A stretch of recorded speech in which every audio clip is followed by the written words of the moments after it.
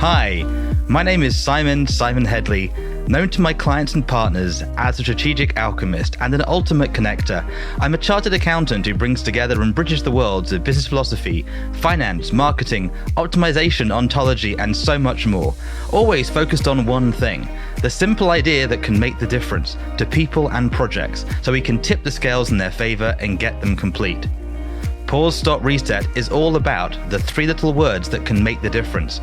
They have for me and my clients, and I hope they will for you too. During the show, you'll get to learn about my guests' real-life experiences and the insights and lessons they've learned as they've navigated the resets in their personal and business lives, which you'll be able to leverage yourself. So let's start the show.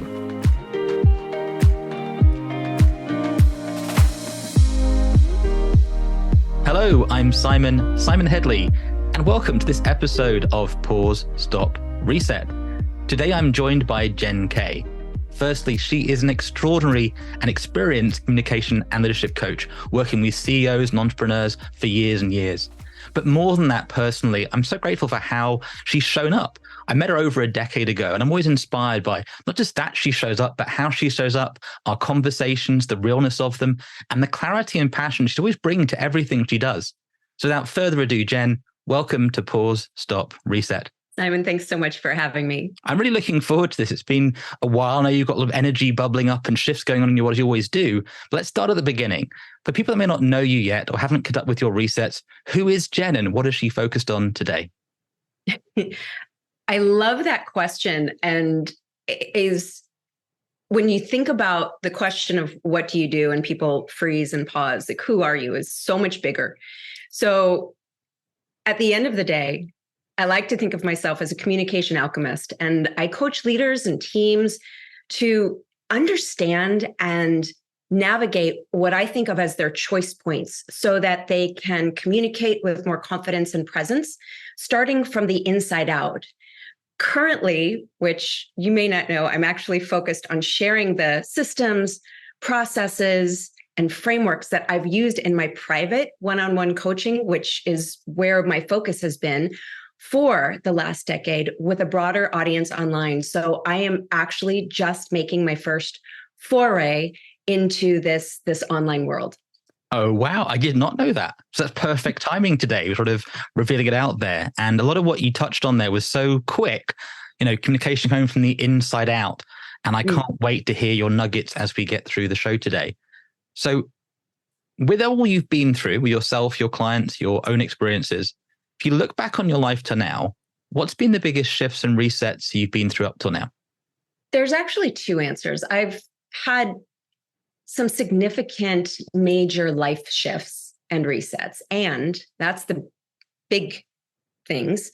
And truthfully, Simon, I feel like the smaller element is every conversation and interaction is an opportunity to shift and reset. So I'm going to turn it back on you and ask, would you like me to touch on the bigger or the smaller or a little of each? Well, I fully agree with you. I think that's part of the fun bit when you sort of go out from, I'm cooked, I've learned, 101 or whatever it is, I know who I am. And as you get older and strangely sort of less wise in a weird way, every conversation has the opportunity to reset optimally and change the whole thing. Not just our lives, businesses, but the way the world works. It's really fascinating, that piece. I think, if I was being purely old style host Kirsten, it would be, well, what's that for you? But no, the truth of it is, I think it's those bits that, if we were making like the 45-minute Netflix documentary of Jenn's life, we couldn't miss out those two scenes. You know what Correct. I mean? Like that's what I'd love to. And it might be the smallest moment, or it might be the biggest, most emotional moment. I don't know what that is for you. So I have two moments that were most significant. One, when I was 18 and was diagnosed with polycystic kidney disease, and I healed myself from that. And the second was years later when I was in a head-on collision and was told I would never recover, learning how to walk again and reset my entire mindset and body. My first response is just like, wow, and sort of mic drop thing. I sort of know you, but I hadn't landed that way till today, especially the first one. So it sounds like you've had two separate health challenges, both of which caused you to have to look very inwardly and shift virtually everything, your paradigm around health and mindset to get through that. Is that correct? That's correct. And that's really at the heart of where communication starts, from the inside out. That's really interesting for me because it's funny, one of my other friends, Dana, she's also gone through strange health challenges, not strange, these really traumatic health challenges. I'm labeling it as traumatic. I'm guessing you may say, no, it's a wondrous gift. But these amazing communication people tend to have had these health challenges. So really fascinating observation I've seen. Does that resonate with you at all? Absolutely. 100%. Interesting. I'll share this with you, Simon. My mom, when I was younger, who was really my first teacher in this mindset, long before I ever thought I would be doing what I'm doing now. And she would say to me things like, the only person your resentment is hurting is you. It's eating you up from the inside. And of course, I would roll my eyeballs like a dutiful daughter because, what does a mother know when you're 15 years old? And came to find out years later that she was absolutely correct. Yeah, that's one of those ones that but knowing doesn't help any. It's like you have to go through it. You have to go through your life turning upside down and have a desire to understand and a willingness to challenge the status quo, especially your own. Beautiful. And hopefully if you're listening, you're getting a sense, well, I know you're listening, you're understanding why I think what Jenn has to share is really useful. And there's something about the quality of her communication that's quite distinct. So I'm really excited that you are sharing more of that more publicly, Jenn. That's something I didn't know you weren't doing yet. So I'm like, how you've been hiding out? This is fascinating. I have been. It's true. In sunny places in America, around the world. Now, we talk about these three aspects of pausing, stopping, and resetting. I always think of you as a go-getter, but I'm just curious from your own perspective, which has been the hardest for you and why do you think that was? Simon, I think the hardest for me has been stop. So confessions of an overthinker right here. I am an overthinker by nature. I can overthink anything. I'm a systems thinker. So I'm constantly looking at how everything goes together and not just symptomatically, but holistically and from a broader perspective. And as I was reflecting on this question, I realized, I pause and reset all the time. But stop is the hardest for me. And I was thinking about why that is. And I think it happens because once you're in motion in any given area, whether that's mentally, you've got your thoughts rolling around, or emotionally, you're lost to a feeling, whether it's joy and ebullience or anger or grief, you have momentum behind it. You're in motion. And I think to that point is sometimes I get so caught on that hamster wheel of going and being in motion that it becomes harder to stop. Yeah. And I'm just curious, I'm sort of going a bit thoughtfully, and I know you a little bit, I've had my own health challenges, and I sometimes wonder, because of that, there's this time factor others don't have. Like, this could be my last month. Come on, let's go. I'm just curious if your health factors maybe caused you to be slightly in that, I've got to use my time I have now differently. I love that perspective. And the true answer is no. Beautiful. Excellent. Now, let's be honest. If I think about the health challenges that we're discussing, they made me stop. As it was instead of stopping by choice, it was stopping by default. Yeah. And so as that was presented to me of, oh no, you will stop.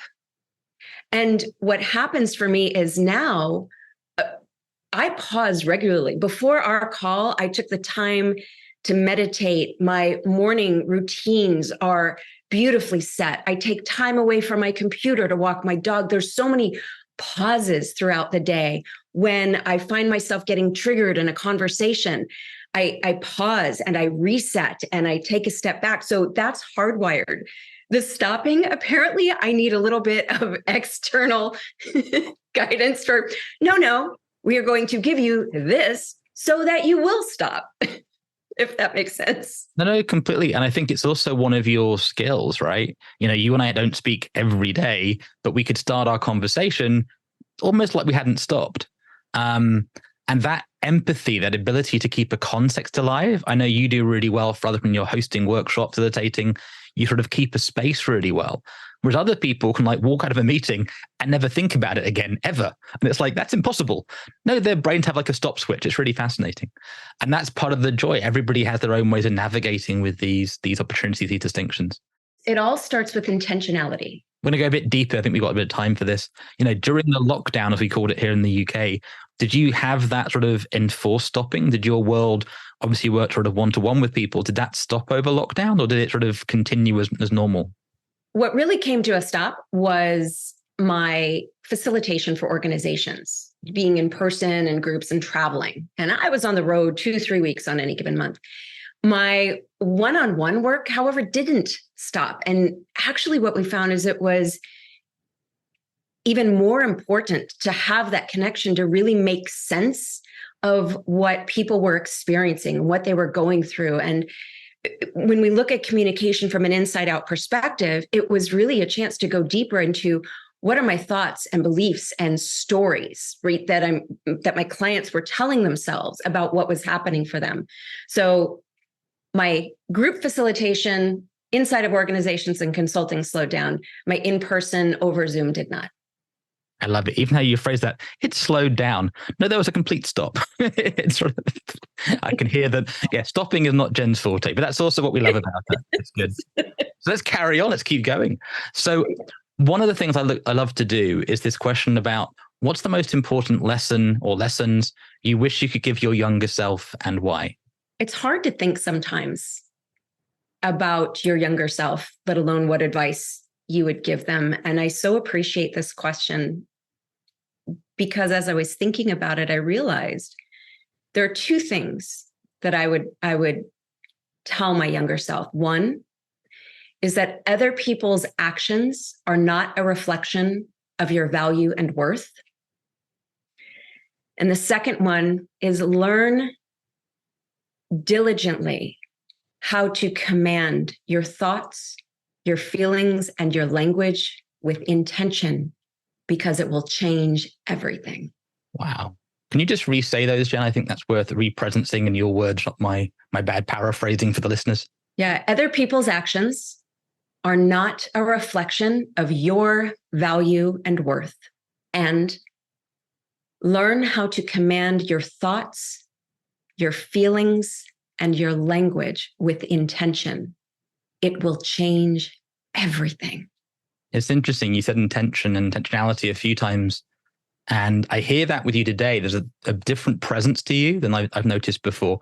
Maybe me noticing it, but I hear that in how you're communicating. And it's such a vital piece. Funny enough, the next chapter I'm writing in the book is about intentions and outcomes. And it's this fascinating piece of really intentions and what that is. And when you say intentionality, you say intention. What is that for the layperson listening and your friend Simple Simon here? You know, you can look at it in so many different ways. For me, intention is a presence practice. It's being deliberate with your thoughts, your words, your actions. When you think about it, let me give you an example. This might help. When many people wake up in the morning, the first thing they do while they're laying in bed or before they've even done anything else is to check their email. The moment they've done that, they have shifted themselves into an external world and put themselves at the risk of everybody else's demands before their own. Intention or intentionality in starting your morning would be preferably leaving the phone outside of your room, at least 6 feet away from your bed, and starting your day with maybe some deep breaths, giving yourself a few moments to actually wake up, maybe have your tea or coffee before you even give that energy to somebody else. It is deliberateness and choice of how you think, how you feel, and what you say. So another example would be so much of the time people are just exchanging words and throwing words out, thinking that they're communicating. And just because you say words does not mean a communication has taken place. So intention becomes the heart of, are you purposeful? Are you deliberate? Are you thoughtful? Are you mindful in whatever it is that you're doing to begin with as the foundational anchor, if you will, before action? Did that make sense? It does, and I love it. And it's funny sometimes, our sort of synchronies, our sort of alchemy conversations. The subtitle of the book I'm working on, we'll even get to it, is Chaos to Clarity, how to get out of your own way and remember what really matters. Now, the fascinating thing is this question of what actually really matters to people, we don't know. And it changes day by day sometimes. So it's very hard to be intentional if you don't know what you want. And what you want isn't really clear anymore in a weird world today we live in. Well, exactly. And if we go back to, if you have not taken the time to pause, stop, I might even say reflect before you reset, you have to have clarity in some element of what you want. I love that subtitle, by the way. We'll have many more conversations. I'm adding that to the list. Beautiful. Thank you. And one of the things I think you and I both do, we love to engage with creativity. I know for myself, books and movies have played a huge part in my ability to sort of very slowly start to pause, start, reset. And I'm just curious if any books or movies have helped you in your resets and how they've done that. Full disclaimer, I am a complete bibliophile and have more books than my little condo probably has space for. Yeah. So the short answer is yes, of course. There are two that that you may be aware of that are very near and dear to my heart that help me pause, stop, and reset. One is The Power of Force by David Hawkins. Yeah. And the other is The War of Art by Stephen Pressfield. Very, I'd say, dense book. Let's start with The Power of Force. Really simple idea, but complex. What did you get from The Power of Force, and how did it help you in your resetting brain? Yeah. Power versus force starts with the principle of us being able to generate and choose our own thoughts and emotions, and what frequency that certain emotions calibrate to.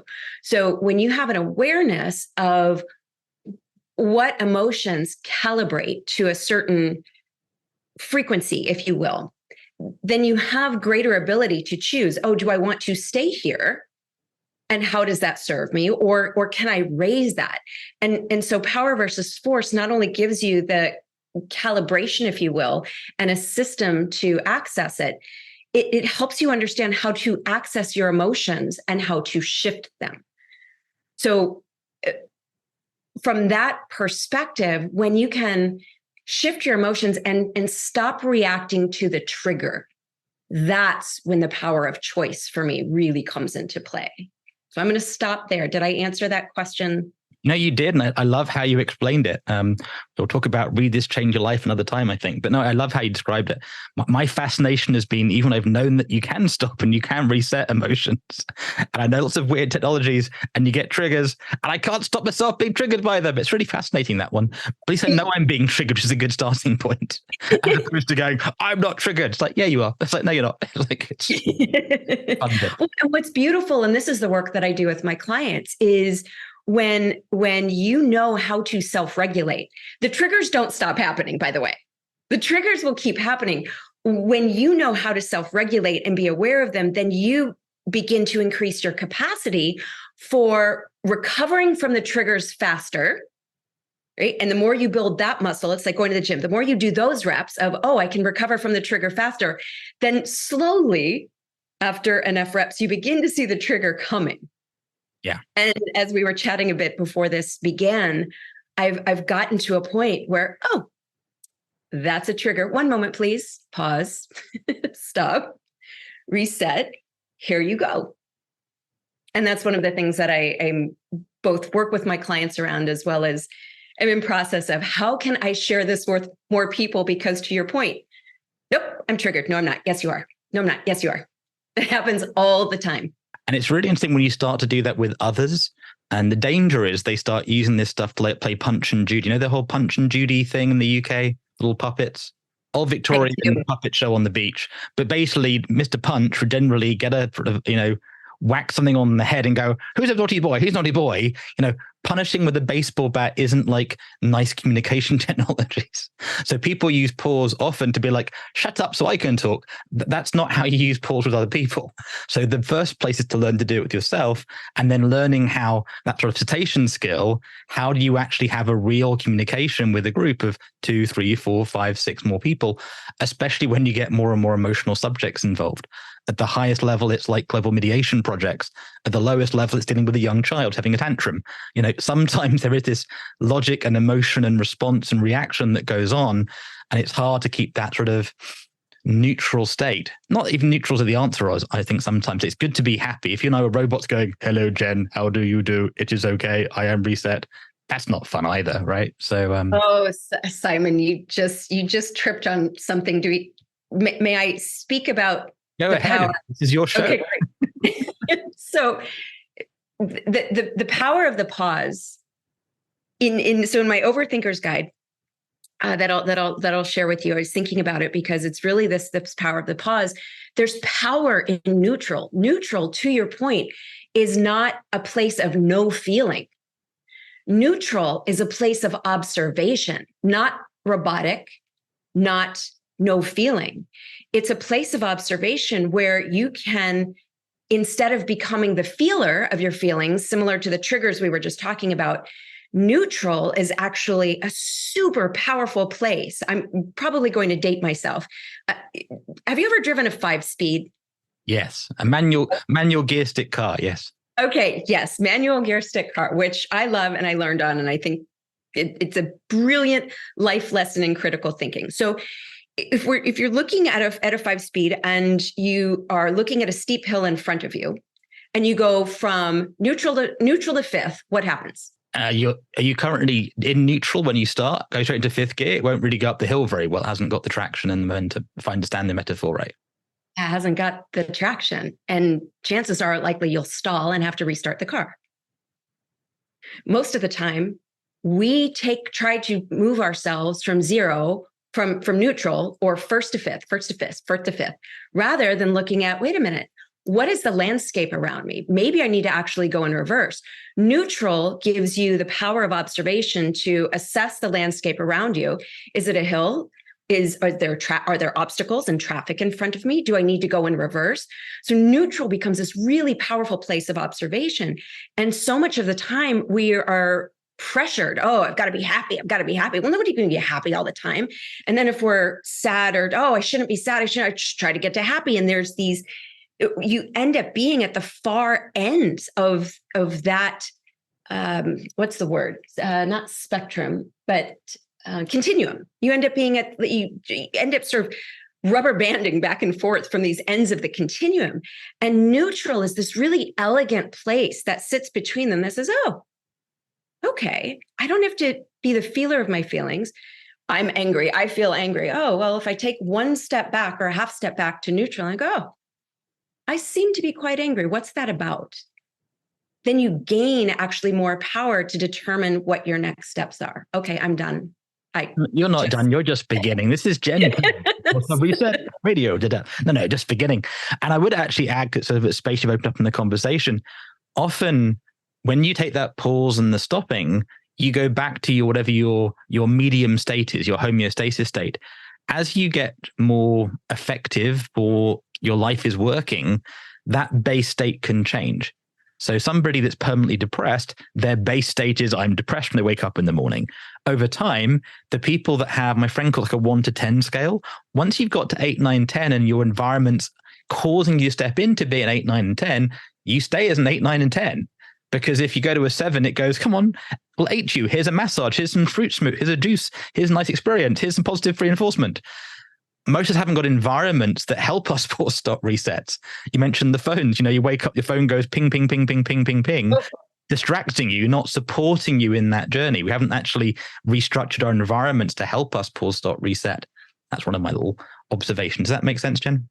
Absolutely. And I agree with you wholeheartedly. One of the single greatest gifts I believe people and your listeners could give themselves is to turn off notifications on their phone. My dream is never have a phone again. Reality, I've got 7 phones right now. Again, it's not a good thing. Like I said, And 4 of them have been turned off for 6 months. So that's how good that's going. Micro habits and micro steps matter. Yeah, and it's fascinating how we build up this stuff over time. And I was there when the first mobile phones got launched, the first email accounts. You look back now and go, why did I ever build what I built? And resetting actually can be quite hard, I find, to sort of really draw a line and start again from scratch without bringing those old habits, the old you, into those things. That inner going out is so important. The other book you mentioned, we could go more and more about this stuff, and I'm sure another time we may have a chance to do that. You mentioned the other book, the War of Art, I think it was. Is that right? I did. And what was it about the War of Art that gave you sort of some insights that helped things unpack?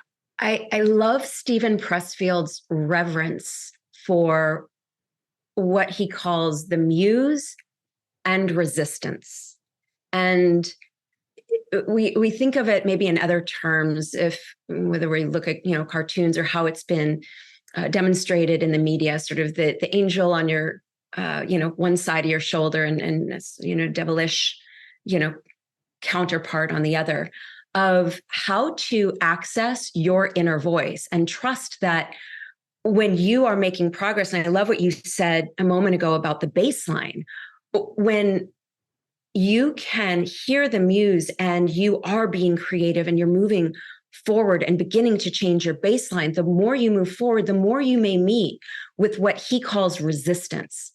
And so the book, which is a very easy read, it's one of those where you can just open up to a page and it magically gives you the inspiration or what you needed that you didn't know you needed in that moment, of how to move through that resistance and access both your inner voice and continue to move forward in your creativity without letting it hijack you or derail you from that creativity or that growth or that innovation.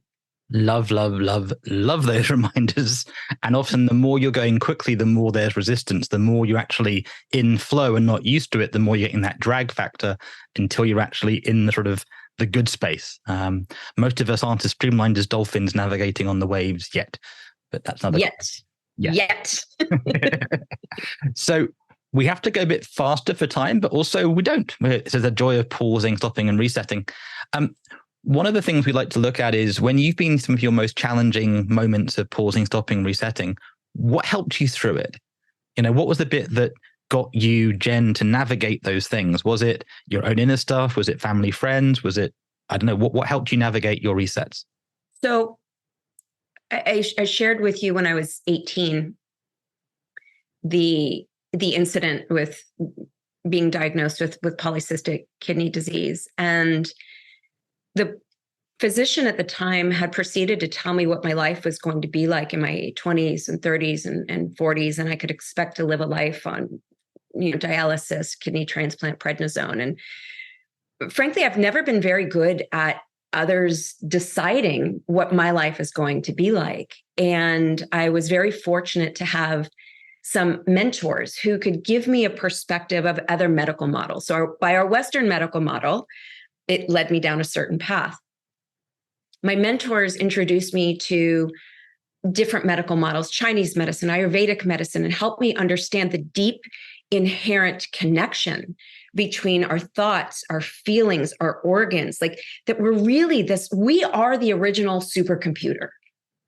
And so I began to learn and study and understand what my body was trying to tell me, what my body was trying to communicate with me. And one of the things that I learned was that the kidneys, from an emotional perspective, represented blame, shame, guilt, and resentment. And quite honestly, Simon, I was angry. I was working 3 jobs, going to school, completely distracting myself from my emotional state by the act of doing. I thought, well, if I can just do enough, then I will feel better. And needless to say, that wasn't true. So I ended up understanding what I was so angry about and did some very deep work to heal myself. And from that, and when I went back to the doctor for one of my checkups, I said to him, do you think we can change our physical state and our health and well-being by changing the way we think and feel and say things. Like, do you think that's possible? And he was super honest and said, Jenn, I don't believe in that kind of thinking, but I do believe one thing. If anybody can do it, you can. So, Simon, that was perhaps the single greatest gift that anyone gave me, because I got to make that choice. That gave me a chance to go, okay, I'm going to make a different choice. I am not going to do that. So this led me down the path of understanding what happens with our genetic patterning and with epigenetics, and how you can deactivate some of the choices and how your genes are expressed. So that really set the groundwork, so that years later, when I was in the head-on collision and the doctors proceeded yet again to tell me that I would never recover and what my life was going to be like, I'm like, oh, bless. Here's what's going to happen. If you are going to be on my team, here's what I need from you. That is out of scope for you to decide. I need you to repair my broken foot and my shattered leg, and it is my job to heal, and this is what I need from you. So at the end of the day, there are a couple of things that nothing gets me to pause, stop, and reset faster than someone else telling me what my life is going to be like, because I strongly believe it is not for anyone else to decide that other than myself. I love that at such a deep level, and let that one sit. But no, a lot of really good gems there, Jenn. And I love that you had that doctor that said that to you, not what could have been said. And had you not been you, what you could have done in a different reality. And it's why communication is so important, to be intentional, but also, I think you said reverent earlier, there's a softness to communication. We don't always realize the ripple effects when they say those things. But that was really clear what you shared, and I think very useful for those listening in. We're going to get into a bit more of a practical suggestion. Some people listening to the show are already doing great and are looking to do even better. That whole success of success of success. Others might be going through some challenging times. And just, if somebody's listening in and are looking at how to make a shift in what's possible for their lives, their business, their legacy, what's one of your biggest suggestions for them? Simon, I'm a systems thinker, as I mentioned earlier. With your permission, I have 4 things. Share away. Okay. One is start with your breath. Exhale more and learn how to breathe correctly. Because the moment you exhale, you down-regulate your nervous system, which then gives you the ability to access the power to start your own pause. The second is start shifting your perception. It's often not the actual situation that is causing you pain or discomfort or harm. It's your perception of the situation. And you have so much more power than you believe. When you change your perception, you change everything. Third, and this has really come up very strongly in the last year with so many of my clients. We are meaning-making storytelling machines. Stop telling yourself the stories that are holding you back. It goes back to what we were talking about a little bit earlier, Simon. There's great power in neutral and not giving energy to stories that don't serve you. Be willing to rewrite the story, because you have the ability to do that. And the fourth is understanding that the freedom of choice and the power of your thoughts, feelings, and your words is a huge practice and responsibility. Talk about movies. One of my favorite quotes: with great power comes great responsibility. Each individual has the freedom of choice. You have so much more power to choose your thoughts and feelings and words, more than you can imagine. Begin to understand what that freedom is and simply choose responsibly for yourself. I love those, Jenn. And I get a sense that's the start of your, not your mantra, but sort of the manifesto that you'll be bringing out there. More great reminders and really practical there, especially that first bit of breathing out. My running joke, my mum and my old friends, the reason they call me Si, I get in the car after a long day at school and just be, Simon, you want to hear a very practical thing that you just made me think of with the sigh? Yeah, go for it. That makes me giggle, first of all. The second is I work so much of the time around executive presence. And when people are trying to remove the ums from their presentations, right? Oh, I use all of these filler words. And they often use is your nervous system's response to not having a breath, to not exhaling, to giving yourself space to pause. It's like an om, and it stimulates the vagus nerve. I didn't know that. I like that reframe. That's really lovely. No, I'm kidding. That's really good. We have to wrap up because you have some things you have to go to. I've been a bit naughty with our time. But that said, I know people listening in want to connect with you and learn more about what you're up to and engage with you on new content.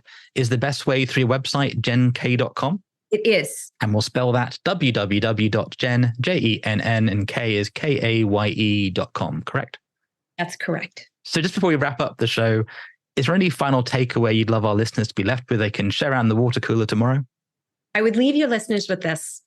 Life is a series of choice points that starts with how you communicate to yourself first and then others. And that you get to choose what your life is going to be like. Challenges are, of course, going to come your way. And it's how you get to choose how to observe them, how to relate to them, what to do with them. And knowing that what you think, feel, and say, starting with yourself, matters. I love that, Jenn. So look, we have to wrap up the show. We have to pause, stop, reset for today. It's been absolutely a pleasure sharing a bit of who Jenn Kaye is with you on the show today. And Jenn, I really appreciate your time and your insights and really just the generosity of who you are. You know, personally, what I found most valuable, what I'm going to take away from today is this reminder that the only person your resentment is hurting is yourself, that other people's actions are no measure of your value and worth, the reminder of the importance of intention and of exhaling, and the possibility to rewrite our story so it empowers us and not holds us back. And with that said, it is time for us once again to pause, stop, reset. We'll see you next time. And for more information, resources, go to pausestopreset.com. Bye for now. Once again, I'm Simon Hedley. Thank you for listening to this episode of Pause, Stop, Reset, which is brought to you by the team at simonx.com and published by thesimpleidea.com. So you get maximum value and to access all the bonuses and gifts, make sure to head to pausestopreset.com, register and explore the portal. And if you're looking for great people, check out onesmartnetwork.com. If you've enjoyed the show, do give us a positive review, subscribe, and share this episode with friends. I can't wait to share our next episode with you. Till then, remember you can always choose to pause, stop, reset.